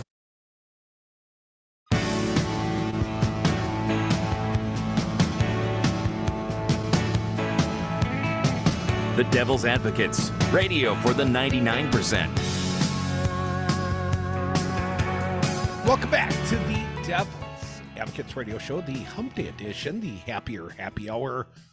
Jim Santelle always makes it happy up in here.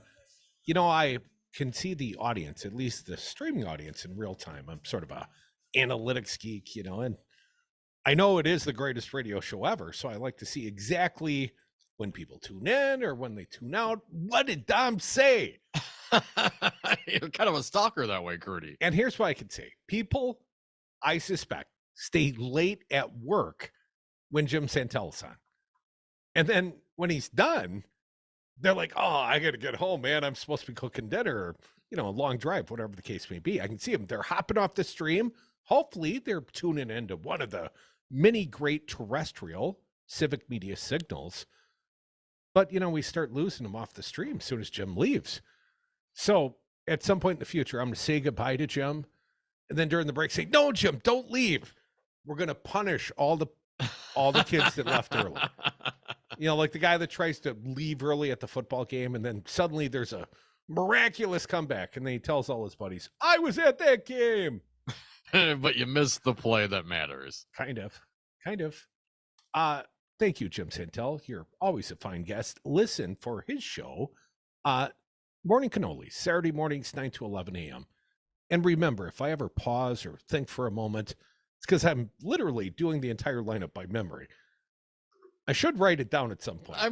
You could, but then you would, not avail yourself to the mental exercise that is remembering everything all the time. I do that. I try. I fill in many gaps for your fault. And I do so sincerely appreciate that, Michael. Hey, Dom, you know who's going to run for president? Nikki Haley. Yeah, your girl. Miss South My Carolina. girl. Well, once upon a time, there's rumor she was Trump's girl. But now, the rumor has it, the local paper in South Carolina reporting she's going to make a big announcement about a week from today, right around Valentine's time. Well, 2 weeks then, right? Yes. Joe Biden. Now, Ron Klain, his outgoing chief of staff, statement was that Joe Biden is running in 2024. I wasn't looking for that headline, but I found it at thehill.com. I suspect he will. Klain knows. Klain's probably moving over to the campaign side. Or, going to cash checks on K Street, one or the other. But back to Nikki Haley. You know who's clearly annoyed? Former President Donald Trump. Trump doesn't like this, not one Was he little bit. truthy socially today? Well, he was mocking Nikki Haley's honor in a cryptic post. Let's see what that means over at the Roar story. Sarah K. Burris. Former President Donald Trump's comments about Nikki Haley on his personal social media platform Wednesday were dripping with sarcasm. I can't imagine what that's like. As he recalled their previous meeting where she asked for his blessing to get married? No, to run for president. She called me and said, she'd like me to consider it. And I said, you should do it, Trump recounted on Saturday. I talked to her for a little while. I said, look, go by your heart if you want to run. What is he, listen to your heart. Is it falling for you? Trump's just following his heart? He has no heart. But on Wednesday He's like the afternoon, Grinch. Trump posted a video of her previous remarks saying that she would support him if he ran in 2024. Nikki has to follow her heart, not her honor. She should definitely run, he wrote. Follow her heart, not her honor. So it's dishonorable to challenge Trump. Well, of course. You make us get in line, man. It's loyalty or nothing. So why the seemingly contradictory message about Haley's 2024 bid? According to NBC News, senior national politics reporter Jonathan Allen, Trump is clearly annoyed.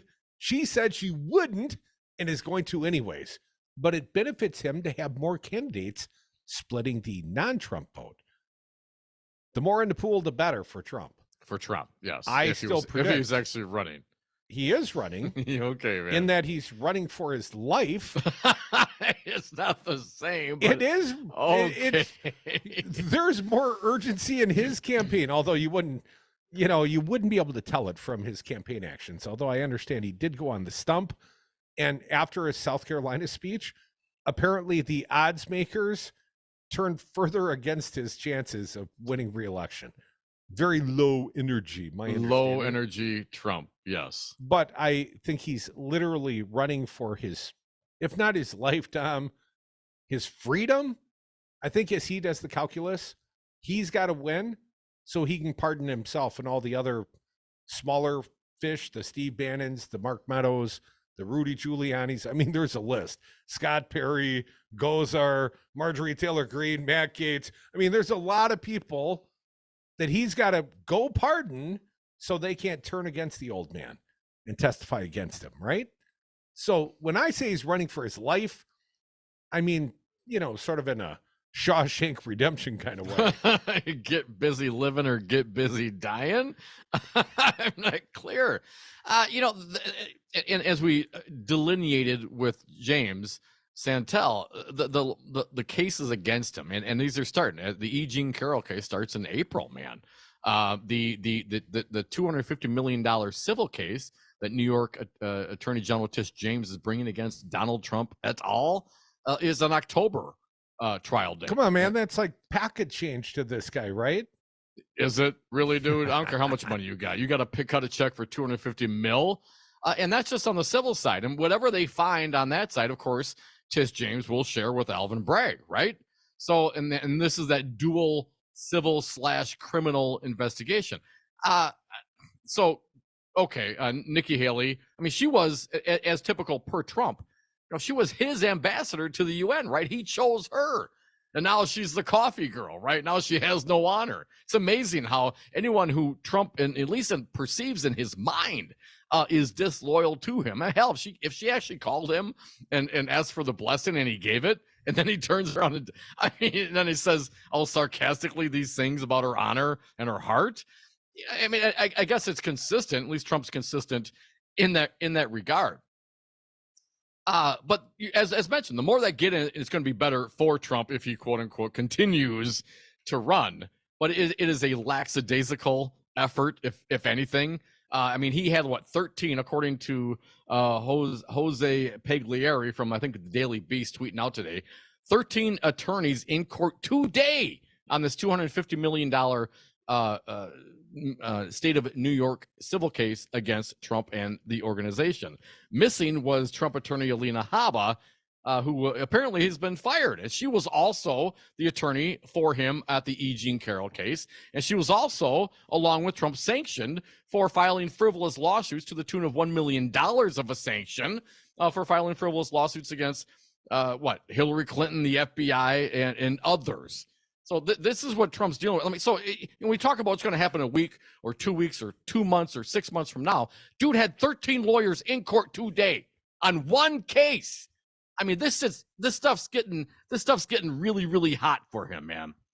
So yes, come on, Nikki Haley be much better than Trump as a president or as a candidate. Okay, she was a governor. She was an executive. She didn't blow up South Carolina. So whatever, go for it. You know, they're And we will get to the phones. 844-967-2789. Now it's your turn. It's your turn down here with us, the Devil's Advocates. Final week on Devil Radio, killing the brand on Friday. Tune in for that. We're going to have fun. Dom, there is another legal front we should follow for the current president and the paperwork crimes and the classified documents. You know, there was another FBI search, this one at the vacation home.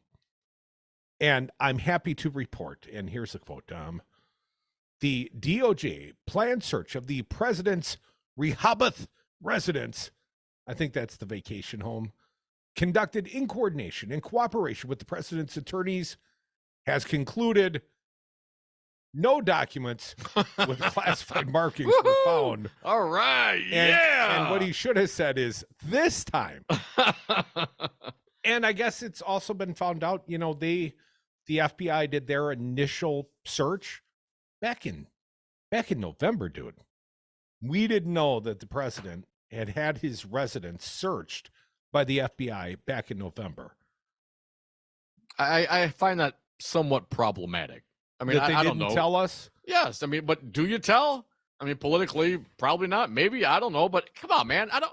Tell me lies, tell me sweet little Let's lies. just get there. I mean, I don't know what people sign or what they do or how they do it. But if we have a situation where folks like the former president, and again, I still delineate, there's a difference between how Trump did it and what's going on with Biden, but we can have those arguments.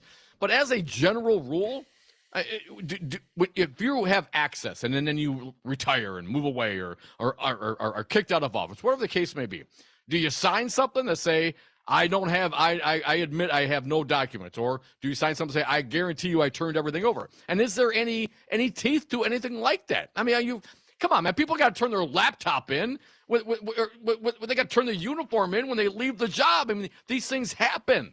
What is happening in this country when you have? And I also saw another headline: some general was found with something. So it's out there, but what are we doing about it? It's concerning, man, for real. Here's what I would say, and it's completely political. I'm glad Joe didn't tell until after the midterms.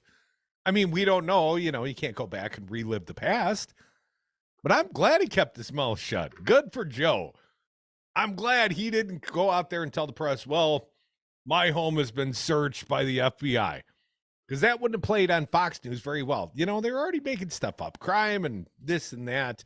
So if your home was searched by the FBI, Crudy, would you talk about it on the radio? Well, eventually, but maybe not before the spring election. And do you know something that I don't know?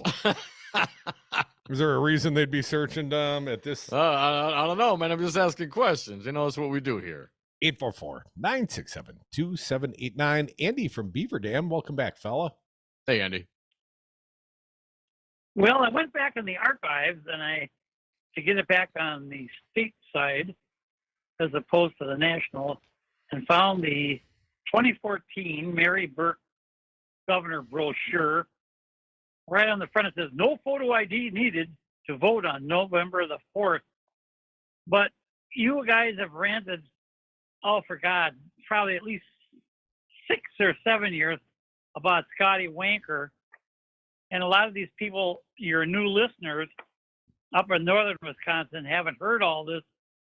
But all the same things in here that, Walker hasn't even come close to the 250,000 jobs in the private sector, and he has fallen from 11th to 35th in job creation, dead last in the Midwest. He slashed $800 million from the public education and cut 30% to technical colleges. She's got a comparison chart, but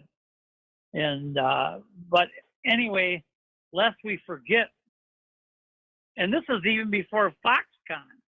We're not even talking about that. Well, his economic development plan were tax cuts for millionaires, secret sweetheart deals for asbestos companies. Don't forget the lead paint companies.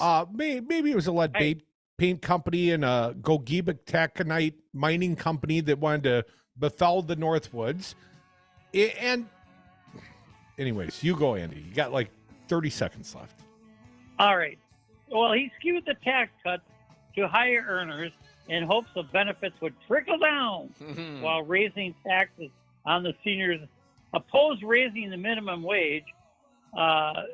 Mary Burke says she would be in favor of a $10.10 minimum wage, but that was Walker 9 says, years ago, Andy. I know. And Scott Walker couldn't reconcile raising it off of 7 1/4. And in Wisconsin statute at the time, it said the governor singularly gets to determine. And what the statute said is the minimum wage must be a livable wage. Clearly 7 1/4 isn't. So Scott Walker changed the language of the statute. What a bastard. Winker. Come back. More Devils.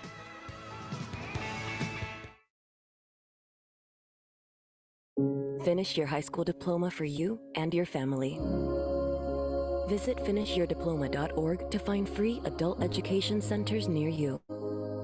Brought to you by the Dollar General Literacy Foundation and the Ad Council.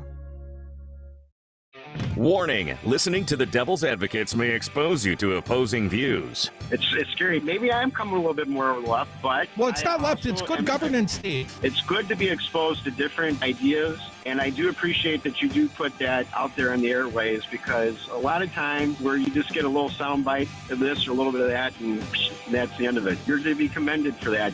Dave, I'm glad you finally come around to commending the greatest radio show ever, man.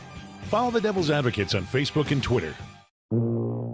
If you love them enough to listen to them practice the same song on tuba, please be done. Over and over and over and over and over, then surely you'll check nhtsa.gov/the right seat to make sure they're correctly buckled in the back seat. Sounds good, honey. Check today at nhtsa.gov/the right seat. Brought to you by the National Highway Traffic Safety Administration and the Ad Council. Weather brought to you by Madison's first Shop Local bus tour, presented by Madison Top Company and created by Dane Buy Local. Gallon time is set for Sunday, February 12th from noon till 4. Bus seating is limited, so visit DaneBuyLocal.com and get your tickets today. Here's your Devil Radio forecast. Mainly clear skies tonight with lows around 13. Southwesterly winds 8 to 15 miles an hour. Daytime highs approaching 22 tomorrow. Sunshine mixed with clouds at times. Clear skies tomorrow night. Lows dip down to about 5 below. Cloudy Friday with a high of 6 above. 34 Saturday. For Civic Media, I'm meteorologist Eric Height. Currently, it's 22 degrees.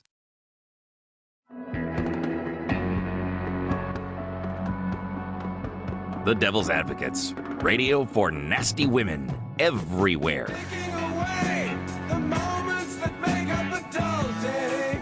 And we are back. Thank you for listening to the Devil's Advocates radio show. It is the last segment of the day, I swear. But you can call us at 844-967-2789. I thought we were done already. I'm sorry, I stepped on you, man. Give him the phone number again. You know the phone number, man. I said it. Not everyone knows it. We got some new friends. You know, we're so charming. More so me. 844-96-PARTY. You figure it out. 844-967-2789. That's what I said. You said party. That's what it means. That's what it spells. But if you're driving down the highway, I don't want you looking for numbers on your, letters. It's like the old days when you have to text off the old. Get your rotary dial, man. You'll be fine. 844-967-2789. See, it's so easy. Call the Devil's Advocates, like Rico from Rock. Let me move that. Rico from Rock County. How you doing, Rico? Yeah, Rico.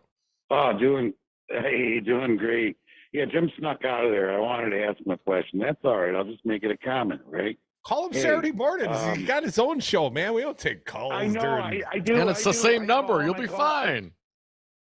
I talked to him last Saturday, dudes. I always talk to Jim. I guess you did. I was listening too, Rico. You guys are my favorites. So, okay? I don't want to be. Oh, cheating thanks, on man. Nobody here. We're sexy, right?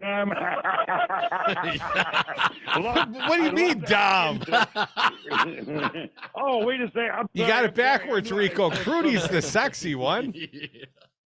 Oh, Tom Connor, I'm always messing that up, ain't I? Hey, I wanted to comment on this thing with Jim, because I find this very, very kind of cool. Hey, he's got this. Annie Willis has got the bullet right now. She might be the one, right? And I'm thinking, if she's got the tape. We all know that. She's got the infamous tape and everything. But I think there's some fine folks up here in Wisconsin, though, who really would like a slice of that indictment pie. But Fanny's going to cook it for us first. Well, our okay? Attorney General has shown no interest, Rico. Josh Call. Get to that. I mean, his mom would have dropped indictments by now. Peg Lautenschlager, the former AG of the state of Wisconsin.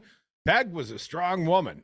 And I strongly believe, and I don't know, but Peg would have dropped indictments on those that committed a fraud, clearly an electoral fraud.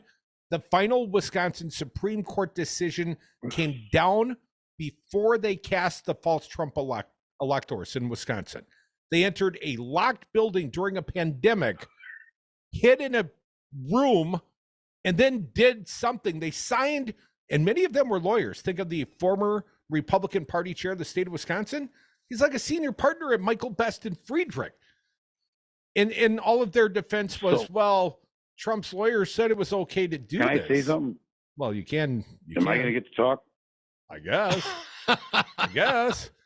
Say it. What? Now I forgot. Now I forgot what I was going to say, but man, it was good. It was good. I forgot. Well, man, Rico, you have to hit us up tomorrow when you figure it out. Let us know. But we always appreciate you listening, man. And thanks for the kind words. 844-967-2789. CJ, pardon me, the bad CJ. You're next. Welcome, CJ. What do you got for us? Hey, CJ. Hey there, gentlemen. Thank you. I wish CJ, which one's the good-looking one on the panel, though? In your opinion, if you had to pick between us? Well, I'm not really into that kind of thing because I see myself in the mirror, and I guess you and I look more alike, Crudy, than Dom. He's strapping sexy lads, aren't we, CJ? You make a fine couple. You guys are. You're kind of the Mutt and Jeff of the radio. I gotta love it. So, I would like to speak, though. I wish I could have spoke to Mr. I'm Nolan Jeff. about You're the Mutt, Dom. Some current events, because he was able to avoid again, the 3 special counsels that are still going on, including John Durham. Oh, please talk more about the John Durham special. Yes, come on. That Jim Jordan had his first House Judiciary Committee meeting today. How'd it go? And just proved what the border czar, do-nothing Kamala, what a failure she is. And, how so? What is the vice president's role in securing the border, CJ? Pardon me? I guess I will grant you that Biden sort of gave her the role and then kind of shuffled her out of the spotlight. But what did Jim Jordan do? Was Kamala there answering questions and said, what's that? Well, they've had the state since Joe Biden's become president, the population of Mississippi crossed the border and continue to promote it. And, the Border Patrol is begging for help from this failed administration. And, what they want more walls paid for by Mexico, CJ? For the president, they clean up El Paso for, a photo shot of a disaster. And CJ, Donald Trump used the military and tear gas to clear peaceful protesters from a public park so he could go and hold a Bible upside down in front of a church, CJ. So tell me more about the photo ops. Events, Dom. How about some current events? This is actually happening. We are talking about current events. Like currently, right now, Fulton County DA Fawny Willis is currently impaneling another grand jury, as they do it down there, to potentially charge the president for his role in finding 11,780 votes, which is one more than they need. Currently, Alvin Bragg, right now, has also a grand jury that is now re-looking at, it's thankfully so, the crimes that Trump committed during the Stormy Daniels payoff. Tish James is currently in court today with Trump's 13 lawyers without Alina Habba. They're in court today on the $250 million civil lawsuit. And currently, the Department of Justice has Special Prosecutor Jack Smith investigating the secret documents crimes and the J6 insurrection, the seditious conspiracy. And currently, E. Jean Carroll is going to get her whack at Donald Trump for the rape or whatever she can get out of him based on New York law coming up in April. These are current events. You're right, CJ. I'm kind of pissed about it because these things should have been put to bed a long time ago. We put CJ to bed? Yeah, he's in bed. Okay. Night, CJ. I did want to ask him one question, though. CJ, if you're still listening, and I know you are, I'm going to open up the line, but only for one question. I'm going to ask it. Are you a Dan Kelly man or more of a Jennifer Doro dude? Kelly or Doro? Which is it, CJ? They're both wonderful candidates. You got to pick one. It's a binary choice. No, I don't. No, I don't, because the campaign's still going on, and I don't decide until I actually hear a platform. But we're living your failed one, Crudy. The Democrats are bombing on everything, man. Wish I could run you right up into a hard break, CJ. But, I'm a professional. We do this for a living. Thanks for listening to the Devil's Advocates. Thank you, James Santelle. And all the Thank other... you, Joe Zepecki. Oh, yeah. You too, Joe. Should have written it down.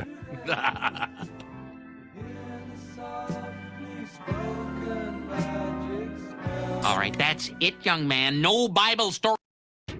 10 years ago, we opened with a single location. We had one glass blower, that's me, and a full display of artistically created glass pipes and products. Today, you've helped us grow to 3 successful locations.